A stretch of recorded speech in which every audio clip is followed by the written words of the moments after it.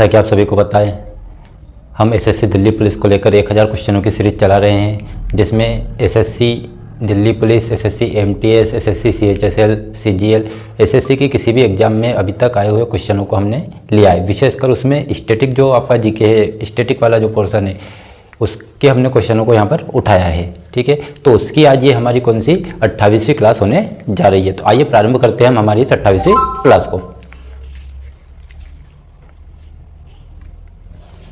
भारत के संविधान का अनुच्छेद 20 से संबंधित है। भारत के संविधान का अनुच्छेद 20 किससे संबंधित है? इसका आंसर बिना ऑप्शन के हम हमारे हिसाब से दे सकते हैं। ठीक है, अगर बात की जाए तो पहला इसका जो जवाब रहेगा बिना ऑप्शन के अगर इसका आंसर देना है तो हम कह सकते हैं मौलिक अधिकार से। ठीक है, किससे? मौलिक अधिकार से। ठीक है, पहला। दूसरा आंसर हम दे सकते हैं इसमें भाग 3 से संबंधित है, क्योंकि उसका उल्लेख भाग 3 में। लेकिन ऑप्शन के हिसाब से जो यहाँ पर चीज़ें आती है विशेषकर, और जो इसका सही मायने में आंसर होना चाहिए वो होता है अपराध के लिए दोष सिद्धि में संरक्षण। ठीक है, ये इसका सर्वमान्य आंसर है, क्योंकि अनुच्छेद 20 स्पेशल बोला गया है। तो अपराध के लिए दोष सिद्धि में संरक्षण, ठीक है, अनुच्छेद 20 कहता है किसी भी व्यक्ति को किसी भी अपराध के लिए केवल एक ही बार सजा दी जाएगी। ठीक है, अगला हमारा जो क्वेश्चन है वो है किस घटना के बाद महात्मा गांधी ने असहयोग आंदोलन को वापस ले लिया था? तो कौन सी घटना थी जिसके कारण महात्मा गांधी ने असहयोग आंदोलन को वापस ले लिया था? तो वो घटना थी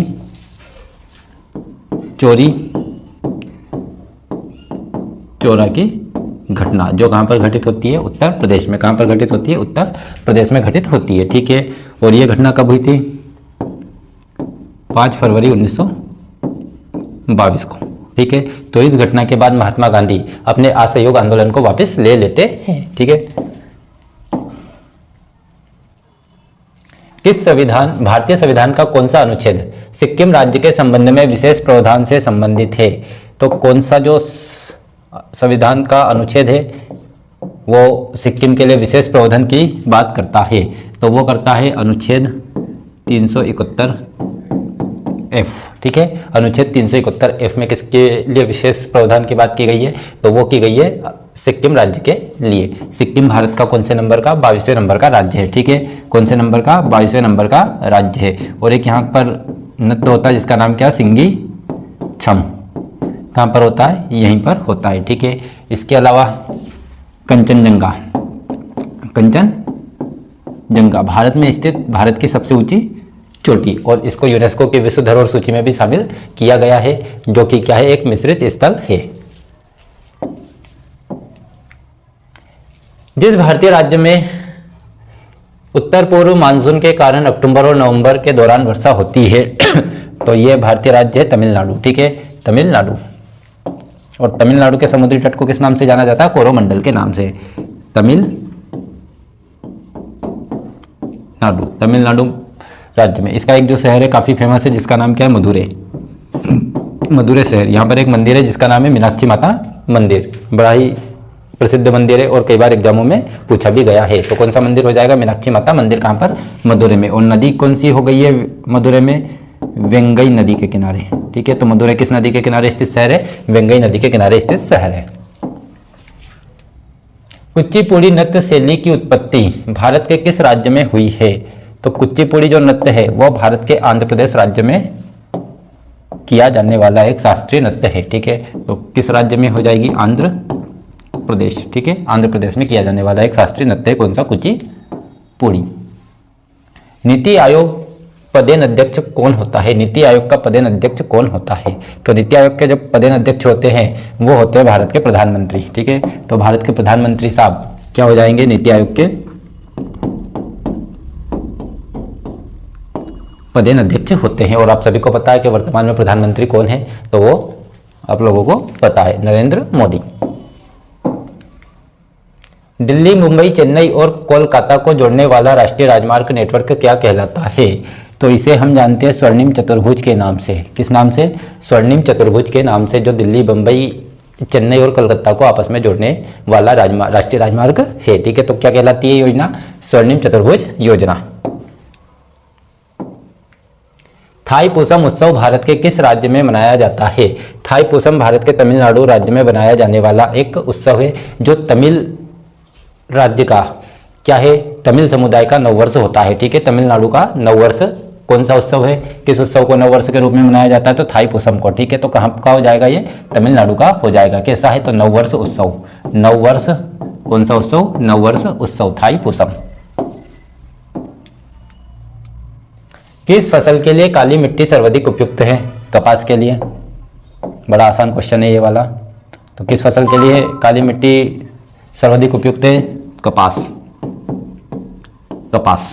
ठीक है, और भारत में सूती वस्त्र उद्योग की राजधानी किसे कहा जाता है? बम्बई को कहा जाता है। अहमदाबाद को भारत का बोस्टन कहा जाता है, और मैनचेस्टर भी कहा जाता है। इसके अलावा कानपुर को उत्तर भारत का मैनचेस्टर कहा जाता है। इसके अलावा कोयम्बटूर को दक्षिण भारत का मैनचेस्टर कहा जाता है। किसने 1266 से 1287 के बीच भारत में शासन किया था, विशेषकर दिल्ली सल्तनत? ठीक है, तो 1266 से लेकर 1287 तक बलबन गयासुद्दीन बलबन या बलबन भी आता है इसका नाम। ठीक है, तो गयासुद्दीन बलबन ने कहाँ से कब तक? तो 1266 से 1287 के बीच भारत में शासन किया था, दिल्ली सल्तनत पे शासन किया था। और ये कौन से वंश से संबंधित था? तो ये था गुलाम वंश से। कौन से वंश से? गुलाम वंश से। ठीक है, और ये इल्तुतमिश का गुलाम था। फरवरी 2022 में महाराष्ट्र सरकार ने किस रोग की रोकथाम के लिए होप एक्सप्रेस पहल की घोषणा की थी? ठीक है, तो ये कैंसर रोग की रोकथाम के लिए इस पहल की घोषणा महाराष्ट्र सरकार के द्वारा होती है। और कैंसर रोकथाम दिवस कितने तारीख को मनाया जाता है? तो 4 फरवरी के दिन मनाया जाता है। कितने फरवरी के दिन मनाया जाता है? 4 फरवरी को। 4 फरवरी। ठीक है, कौन सा दिवस होता है? कैंसर दिवस होता है। और यहाँ पर कौन सा हो जाएगा? तो कैंसर रोग। ठीक है, किस रोग के लिए? तो कैंसर रोग के लिए महाराष्ट्र सरकार के द्वारा होप मिशन की पहल या होप एक्सप्रेस पहल की घोषणा की गई थी। कुणबी नृत्य किस राज्य से संबंधित है? कुणबी होता है कहाँ का? गोवा का। गोवा।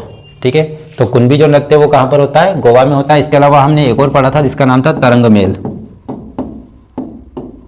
तरंगमेल। ठीक है, तो तरंगमेल भी कहाँ पर होता है? गोवा में होता है। और कुणबी भी कहाँ पर होता है? गोवा में होता है। ठीक है,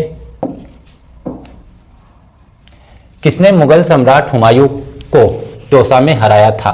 ठीक है, तो मुगल सम्राट हुमायूं को किसने चौसा में हराया था? ठीक है, इसके पहले वाली किसी क्लास में हमने कई सारे युद्ध पढ़े थे। ठीक है, तो चौसा का युद्ध कब हुआ था ये आप लोगों को बताना है। यहाँ पर मैं शासक का नाम बता रहा हूँ। ठीक है, तो शासक का नाम हो जाएगा शेरशाह सूरी। शेरशाह सूरी। तो शेरशाह सूरी ने हुमायूं को चौसा के युद्ध में पराजित किया था। अब ये आपको बताना है कि ये किस सन में हुआ था चौसा का युद्ध। ठीक है, 2 युद्ध होते हैं विशेषकर जिसमें हुमायूं की पराजय होती है। दोनों एक के बाद एक होते हैं। ठीक है, 1930 में पहली बार राष्ट्रमंडल खेलों की मेजबानी किस देश ने की थी? तो ये जो देश है वो है कनाडा। तो 1930 में पहली बार राष्ट्रमंडल खेलों का आयोजन कहाँ पर हुआ था? तो कनाडा में हुआ था। कहाँ पर हुआ था? कनाडा। कनाडा के हैमिल्टन। यहाँ पर देश पूछा है तो देश कौन सा हो जाएगा? कनाडा हो जाएगा। ठीक है, और अगर बात की जाए शहर की तो हैमिल्टन में हुआ था। भारत में 2010 में राष्ट्रमंडल खेल कहाँ पर होते हैं? दिल्ली में होते हैं। ठीक है, ध्यान रखना है। तो पहली बार 1930 में कहाँ पर होते हैं राष्ट्रमंडल खेल? कनाडा में होते हैं। कब होते हैं? 1930 में। और भारत इसमें शामिल होता है 1934 में। पुहार या कावेरी पट्टनम किस राज्य वंश का बंदरगाह था या पत्तन था? ठीक है, तो ये चोल वंश से संबंधित पत्तन थे, बंदरगाह स्थल थे। ठीक है, उनके बंदरगाह हुआ करते थे। तो ध्यान देना है, कहाँ के थे? चोल के। चोल। और कौन सा क्षेत्र हो जाता है इनका? TN, तमिलनाडु वाला क्षेत्र। ठीक है, कौन सा क्षेत्र? तमिलनाडु वाला क्षेत्र। राष्ट्रीय डेयरी अनुसंधान कहाँ स्थित है? अनुसंधान संस्थान कहाँ स्थित है? तो ये हरियाणा के करनाल में स्थित है। कहाँ पर स्थित है? हरियाणा के करनाल में। करनाल कहाँ पर? हरियाणा में। हरियाणा। यहाँ पर एक नृत्य होता है, नृत्य देखो यहाँ पर कौन सा होता है, सांग। सांग नृत्य कहाँ का है, हरियाणा का है। मेंटल के ऊपरी भाग को क्या कहते हैं, मेंटल। मेंटल, तो मेंटल का जो ऊपरी भाग है उसे कहा जाता है दुर्बलता या दुर्बल मंडल। दुर्बलता मंडल के नाम से जाना जाता है, ठीक है, किसका, मेंटल। अब मेंटल क्या होता है, जो पृथ्वी होती है आपकी, पृथ्वी की 3 परतें हम देखते हैं ना, भूपर्पटी, मेंटल और क्रोड। मेंटल और ये वाली कौन सी हो जाएगी, भूपर्पटी। तो इस जो दुर्बल मंडल है, इसका जो ऊपरी भाग है जहां पर लावा मिलता है आपका, ठीक है, वो को क्या कहलाता है, दुर्बलता मंडल के नाम से जाना जाता है। 1885 में कांग्रेस के पहले अधिवेशन में कितने प्रतिनिधियों ने भाग लिया था। ऐसा एक क्वेश्चन शायद हमने पिछली किसी क्लास में देखा था, जिसमें पूछा गया था कि कांग्रेस के दूसरे अधिवेशन में कितने सदस्यों ने भाग लिया था या कितने प्रतिनिधियों ने भाग लिया था। तो अगर आपने वो क्लास देखी है तो आपको उसके बारे में पता होगा कि कितनों ने भाग लिया था, उसको आपको कमेंट में बताना है, ठीक है। अभी यहाँ पर देखना है कितने प्रतिनिधि थे, तो यहाँ पर प्रतिनिधि थे 72 72 प्रतिनिधियों ने भाग लिया था, ठीक है। और दूसरे में कितने ने लिया था ये आप लोगों को बताना है। समुद्रगुप्त के माता की माता किस गण से संबंधित है या किस कुल से संबंधित है, तो ये लिच्छवी कुल से संबंधित थी, ठीक है। किस कुल की थी,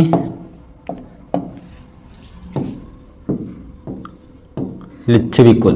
लिच्छवी कुल से संबंधित थी। भूपर्पटी पृथ्वी की भारीतम परत है जिसका द्रव्यमान पृथ्वी के द्रव्यमान से प्रतिशत से भी कम है। द्रव्यमान के प्रतिशत से भी कम है, ठीक है, से आया है यहां पर। क्वेश्चन को रिपीट करते एक बार और, क्या कहना चाह रहा है, भूपर्पटी पृथ्वी की भारीतम परत है, ठीक है, अभी हमने देखा था, जिसका द्रव्यमान पृथ्वी के द्रव्यमान से प्रतिशत से भी कम है। तो पृथ्वी का जो टोटली द्रव्यमान है या टोटली द्रव्यमान है उसके द्रव्यमान से कितना प्रतिशत से भी कम है, तो 1% से भी कम है, मतलब भूपर्पटी 1% होती, 1% भी से भी कम होती है, ठीक है। और जो आपका मेंटल होता है वो लगभग 83% होता है, ठीक है। आपका जो क्रोड होता है वो 16% होता है, और जो भूपर्पटी होता है वो लगभग 1% या उससे भी थोड़ा कम होता है, ठीक है।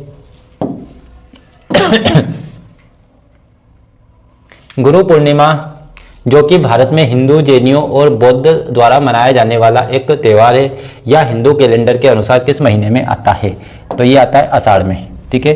किस माह में आएगा, आषाढ़ में। और आषाढ़ लगभग आपका जून जुलाई में आता है, ठीक है। किस माह में पड़ता है, जून या फिर जुलाई में पड़ता है, जून जुलाई में पड़ता है। तो कौन सा माह हो जाएगा, आषाढ़।